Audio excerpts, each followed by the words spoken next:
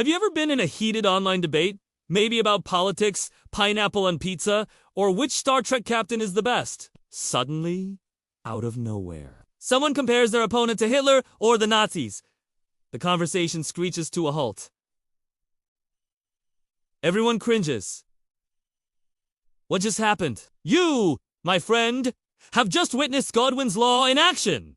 So, what exactly is Godwin's law? It's not a law in the legal sense, like gravity or paying your taxes. It's an internet adage, an observation about human behavior in online discussions. It was coined back in 1990 by an American attorney and author named Mike Godwin. He was one of the early pioneers of the internet, hanging out on Usenet, which was like the great-grandparent of Reddit and Twitter. Godwin noticed a strange and recurring pattern. He observed that as any online discussion grows longer, the probability of a comparison involving Nazis or Hitler approaches one. In simpler terms, if you argue online long enough, someone is eventually going to call someone else a Nazi.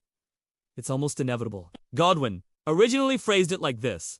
As a Usenet discussion grows longer, the probability of a comparison involving Nazis or Hitler approaches one. Think of it as a kind of digital entropy. The longer a conversation goes, the more chaotic and heated it can become, and eventually, it collapses into the most extreme comparison imaginable. Once that happens, the original topic is usually dead and buried. The person who made the comparison has effectively lost the argument. Not because they are necessarily wrong, but because they've resorted to an inflammatory analogy that shuts down productive conversation. It's the conversational equivalent of flipping the board game over because you're losing. But why? Why does this happen so often? Well, there are a few reasons. First, it's a rhetorical shortcut. It's easy. When you want to paint something or someone as the ultimate evil, the Nazi regime is a universally understood symbol of absolute malevolence. You don't need a nuanced argument.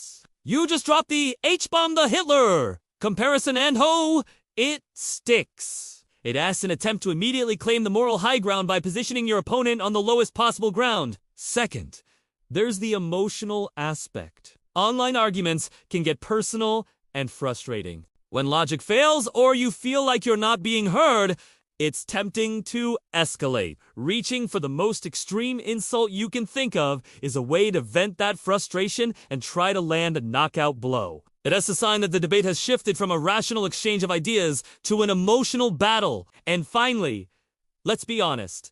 Sometimes it's just trolling. Some people intentionally make these comparisons to derail a conversation, provoke a reaction, and watch the chaos unfold. They aren't interested in a good faith discussion. They just want to set things on fire. Now, it's important to understand the nuances of Godwin's law.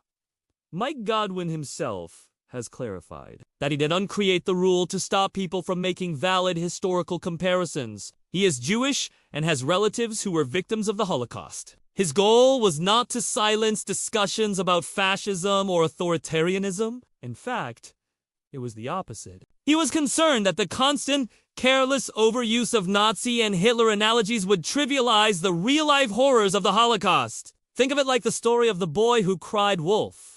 If you call everyone you disagree with a Nazi, what word do you use when you encounter an actual, real-life neo-Nazi? The comparison loses its power and its meaning. Godwin wanted people to be more thoughtful. Before you make that comparison, stop and think, is this situation genuinely comparable to a genocidal, totalitarian regime? Or am I just really mad that someone thinks Die Hard isn't a Christmas movie? The distinction is pretty important. Godwin's law has a few interesting corollaries and variations that have popped up over the years. One is that the first person to mention the Nazis in an argument that is not about World War II or the Holocaust has automatically lost the debate. This isn't part of the original law, but it's a widely accepted social convention online. It signals that you've run out of real arguments and have resorted to a baseless ad hominem attack. Another interesting aspect is what's called the exception that proves the rule. Godwin himself has stated that if you are thoughtfully and deliberately discussing topics like fascism, genocide, or historical events, then comparing something to the Nazis might be appropriate and necessary. The law is meant to apply to unrelated arguments like the aforementioned pizza-topping debate. If you're discussing the rise of a modern authoritarian movement and drawing careful, well-reasoned parallels to historical fascism, you're not falling for Godwin's law. You're engaging in important historical analysis. The law has become so ingrained in internet culture that it's now people will preemptively say, I know Godwin's law exists, but ...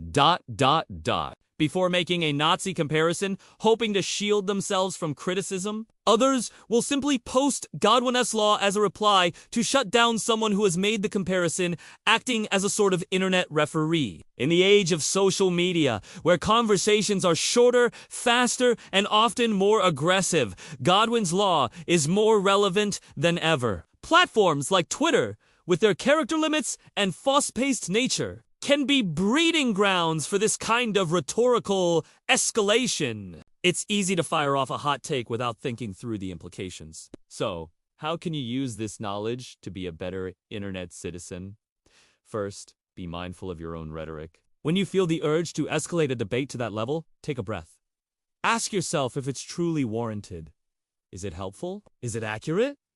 Or are you just frustrated? 9 times out of 10, it's better to stick to the actual topic and address the other person's points directly. Second, when you see someone else invoke Godwin's law, you have a choice. You can pile on and yell at them, which probably won't help, or you can try to steer the conversation back on track. A simple, hey, let us try to keep this discussion productive and avoid those kinds of comparisons can sometimes work wonders. Or you can simply recognize that the conversation has reached its end and disengage. Sometimes, the only winning move is not to play. Godwin's law is a fascinating lens through which to view our online behavior. It's a reminder that words have power, and historical analogies carry immense weight. By cheapening them, we not only fail to communicate effectively, but we also do a disservice to the memory of historical events. It teaches us to be more precise, more thoughtful, and ultimately more civil in our online discussions. So, the next time you're deep in the comments section and see that infamous comparison pop up, you'll know exactly what's happening. You can smile to yourself, knowing that the inevitable has occurred.